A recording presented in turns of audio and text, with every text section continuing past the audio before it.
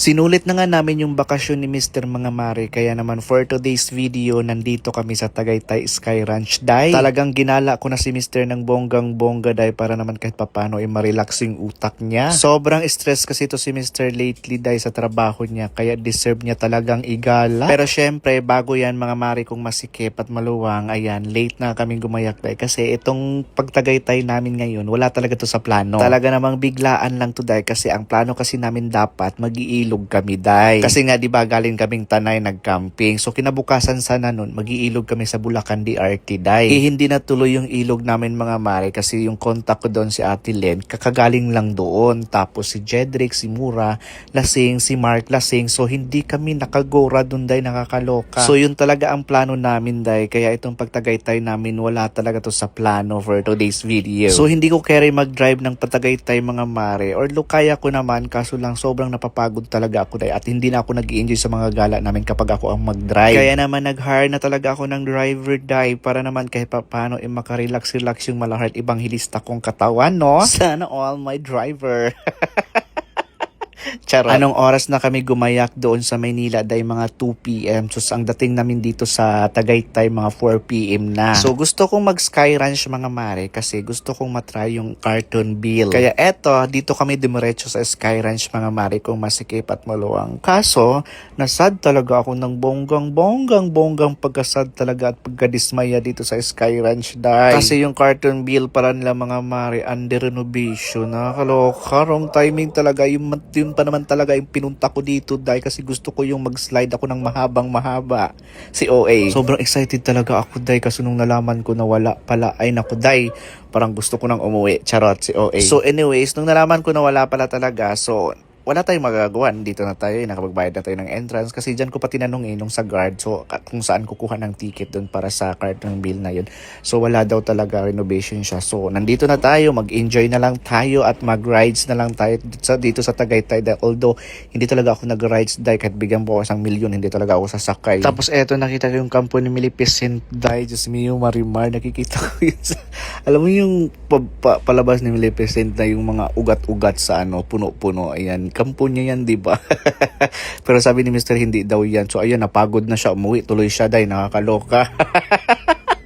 Hindi naman ito yung una kong Sky Ranch mga Mare. Maraming beses na ako nakapunta dito, Day. Tapos ayan, wala pa naman pinagbago itong Sky Ranch. Kaso, my God, Day, hindi talaga ako mag-get over dun sa Carton Bill na pupuntahan ko sana dito, Day. Yung talagang pinunta ko dito. Kaso wala talaga, Day, nakakaloka. Tingnan nyo yung taal, Day. Parang nakakalbo na talaga siya, Day. Wala na siya mga dahon-dahon. Dati talaga may mga dahon-dahon pa yan. Kaso laging pumuputok. Sana all pinuputokan, diba? So eto na nga mga Mare kong masikip at maluwang. Magra-rides na lang sila Mr. Day para naman kahit paano mag-enjoy kami dito sa Sky Ranch, Day. So pumila na nga si Mr. at gumitlak na nga ng ticket, Day, kasi gusto lang matry itong yung sobrang taas, yung sobrang haba na parang ihulog-hulog sila, Day. Ayan yun, no? So itatry nila yan for today's video. Ako ay ko talaga sumakay. So tatlo lang sila, yung driver ko, si Paul at si Mr. Sian kasi ayaw din sumakay, Day, kasi wala sa mood kasi gutom na gutom. Hindi kasi siya nakakain nung umalis kami sa bahay, Day, kasi late na siyang nagising. Nay, Ginoo ko, did you kumutry ana, Day? Oy, kasi nakakatakot naman yan pag sumakay ka. Although hindi siya masyadong mahaba, hindi katulad dun sa ibang na mahaba talaga. Ito carry lang. So pero nakakatakot pa rin, Day. Tingnan niyo yung mga mukha nila. Sira ang mukha, Day. Gusto mo pang mag-rides, ha? Ayan, deserve mo yan. Para daw nahihiwala yung kaluluwa mo, Day, kapag sumakay ka dyan.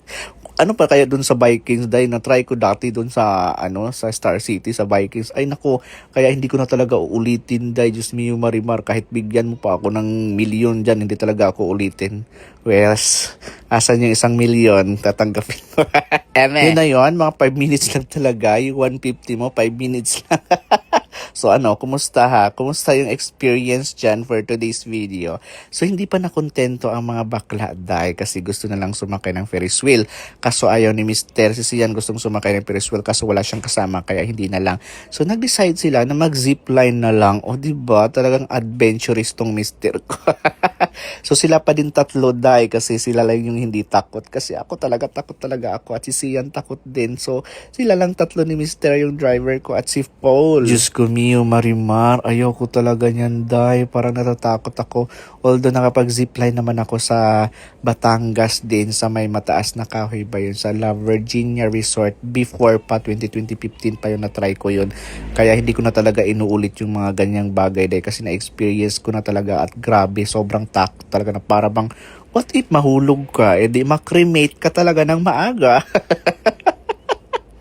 Ayoko pang makremate ng maaga dahil tingnan nyo man si Mr. O, nag-i-enjoy talaga siya ng bongga. Yan naman ang gusto ko dahil mag-i-enjoy ang Mr. ko. Kasi si Mr. ko talaga dahil hindi talaga yan natatakot. Talagang tinatry niya lahat. Ganon. Pero habang nag-zipline ka dahil ganito ang view mo, napakaganda ng sunset, diba? Nakakaloka. Yung driver ko naman talagang nagpapasalamat talaga siya sa akin pag uwi niya. Salamat talaga kasi first time daw niya magala-gala ng mga ganito. Sabi ko, wag ka mag-alala kasi pag may mga long ride kami, ikaw ang magdadrive, hindi ako. Ganon. Kasi mga mare kong masikip at maluwang, nakakapagod naman kasi talaga mag-drive. Dahil nung una lang masarap, katagalan. Tapos yung yung mga kasama ko, tinitingnan ko, tulog na tulog habang ako nagmamaneho ako. Tapos ang dami kong responsibilidad kasi di ba pag driver ka, responsibilidad mo sila. Parang, ay hindi tama to. Kaya sabi ko pag may mag-long ride talaga, kailangan ko ng driver talaga kasi para naman kahit paano magpagpahinga at mag-enjoy ako, no? So tapos na silang mag-zipline mga mare. So magkakain muna kami dahil kasi gutom na din yung kasama ko at snack-snack lang muna kasi may pupuntahan pa kami. Hindi na kasi talaga matiis ni Sian dahil talagang gutom na gutom daw kasi siya talaga siya. Kaya hindi siya nag-rides dahil kasi wala siya sa mood. Kasi yung bitukan niya, yung mga bitok niya, ayan nakakain na siya. Nasa mood na siya dahil. Kanina gutom na gutom siya pat nakasimango. So sabi ko, pagkatapos man namin mag-sky ranch day, pupunta kami ng People's Park kasi hindi masyadong malamig dito ngayon sa Tagaytay day. Kaya gusto kong pumunta sa pinakatuktok para maramdaman ko yung lamig. At pagpunta nga namin dun day, pag rating nga namin dito ay malamig siya day. Kasing lamig ng relasyon nyo. Oo. At nag-evolve na yung nila, entrance nila. Dating 30, ngayon 50 pesos na. Nakakaloka ha. Sumabay sa pagtaas ng gas, ganon. So deserve din naman nilang itaas yan mga mare kasi ilang taon na yung 30 pesos.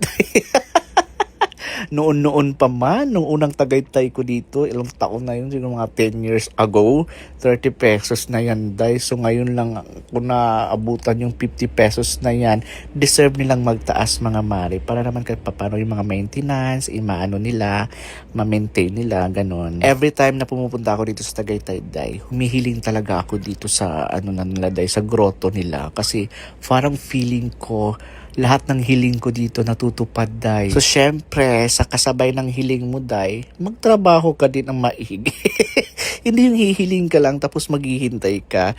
Kailangan mo din yung pagtrabahuan for today's video, ha? So, ayan, dito sa grotto na to, day, na para bang falang ang gaan-gaan ng feeling ko dito every time na pumupunta ako dito, day. Kaya lagi talaga akong nagdadasal dito ng bonggang-bongga. Sa ngayon, sa pagbalik ko dito sa grotto na to, day, wala akong hiniling kundi nagpasalamat na lang ako sa lahat ng blessings na binigay niya sa akin. I couldn't ask for more mga mare kasi feeling ko kontento na ako sa kung anong meron ako. Pero syempre, hindi pa tayo natatapos doon. Kailangan natin magtrabaho ng maigi para kahit papano makatulong tayo sa iba, sa mga magulang ko, and makamit pa natin yung mga hindi pa natin nakakamit sa buhay. Si OA. At grabe, ang ganda talaga ng sunset, day. Worth it talaga yung pagpunta namin dito sa People's Park kasi na-timingan namin yung sunset na napakaganda, day. At syempre, kapag magtagaytay ka, hindi mawawala yung Starbucks kasi number 1 talaga yun. Ewan ko ba, talagang mapapapasok ka dito sa Starbucks Tagaytay kapag nagtagaytay ka, day. Nakakaloka. So ayan, tumambay muna kami ng very light dito hanggang 10 PM ng gabi, day. Kasi alam nyo na, medyo traffic pa pauwi. So ayan, tumambay muna dito ang mga akla.